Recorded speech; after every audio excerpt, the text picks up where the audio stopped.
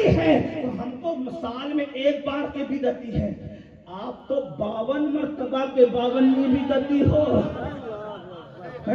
अंदाजा फरमाए नबी ने क्यों। अब फिर आप ही हुजूर कहने की ईद का दिन है, जुमा का दिन, आए भी आदम उसी दिन गए भी। या रसूल अल्लाह, आने की खुशी है, जाने का गम क्यों नहीं? का जाने का गम उसका होता है जो मर जाता है। सुभान अल्लाह, जो मर जाता है, जो मर जाता है। मौत, मौत इस्लाम में तबाही का नाम नहीं, बर्बादी का नाम नहीं, मिट्टी में मिल जाने का। मौत प्रमोशन का नाम है, मौत तरक्की का नाम है। जिसकी तरक्की, आपसे पूछता हूं, कोई ऑफिसर अहमदाबाद में आया, उसको किसी ने कहा आपको सस्पेंड किया जाता है, बोलो खुशी मनाते जाएगा ना, हाँ मैं सस्पेंड हो गया। बोलो भाई क्या होगा? जो होगा बोल दो, मिलाद है ना, तो बोल दो क्या होगा? गम मनाएगा। गम क्यों? सस्पेंड कर दिया। उसी के हाथ से, उसी डाकिया के हाथ से एक कार्ड आया, अहमदाबाद छोड़ना है, मगर मुंबई में आपका प्रमोशन हुआ। सुभान अल्लाह। यहाँ हवलदार थे, वहाँ एसपी बनाए जाए, सिर्फ समझाने के लिए कहा है।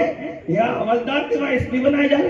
अरे अहमदाबाद छोड़ने पे वो रो रहा है क्योंकि सस्पेंड हुआ है, और ये उछल रहा है, ये 12 तारीख को तेरा सस्पेंड है, लेटर अभी वसूल कर 12 को घर जा।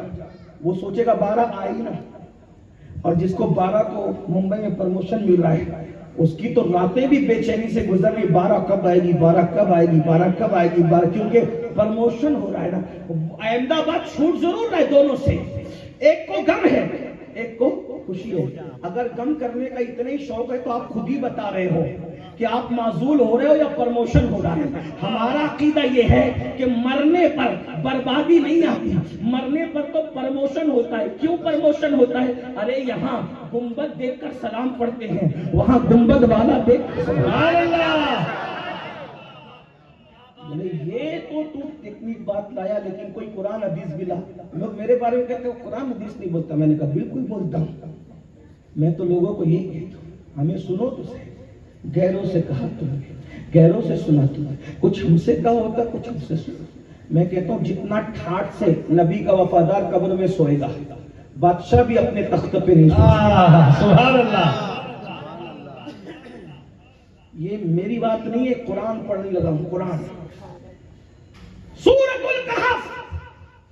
तवज्जो, हजरत ईसा अलैहिस्सलाम के चंद उम्मती वफा में एक गार में जाके सो गए।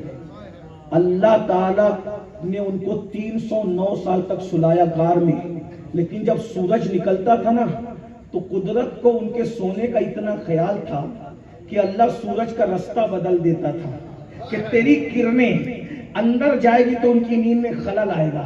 तो अल्लाह ने उनकी नींद को खलल न आए, सूरज का रास्ता बदल दिया। आपसे पूछता हूं, जब ईसा की वफा में कोई गार में सोए तो उसका इतना ख्याल रखा जाता है, जो जाने ईसा की वफा में मजार पे सोए तो उसका कितना ख्याल। सुभान अल्लाह।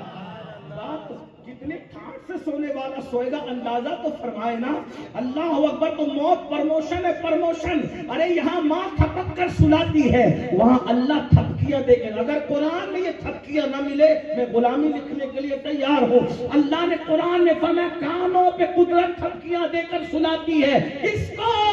जो ईसा की वफा में गार में सोए। कहाँ ईसा, कहाँ जाने ईसा। ईसा की वफा में गार में सोए तो कुदरत थपकियां देती है। जाने ईसा मोहम्मदुर रसूलुल्लाह की वफा में अगर कोई मजार में सोए, फिर उसके सोने की शान का हालत क्या होता होगा। अल्लाह अकबर। ये है तो मौत पर, जब मेरी मौत प्रमोशन का नाम है, तो फिर वली की मौत कितना बड़ा प्रमोशन, फिर सहाबी की मौत कितना बड़ा प्रमोशन, फिर शहीद और सिद्दीकों की मौत कितना बड़ा प्रमोशन, और फिर अंबियाए किराम का दुनिया से जाना कितना बड़ा प्रमोशन। अंदाजा तो फरमाए, कुरान कहता है वलल आखिरतु खैरुल लका मिनल ऊला। आपकी आने वाली घड़ी पिछली घड़ी से बेहतर है। अंदाजा फरमाए। तो चले बात दूर निकल गई, बात क्या अर्ज कर रहा था। हजरत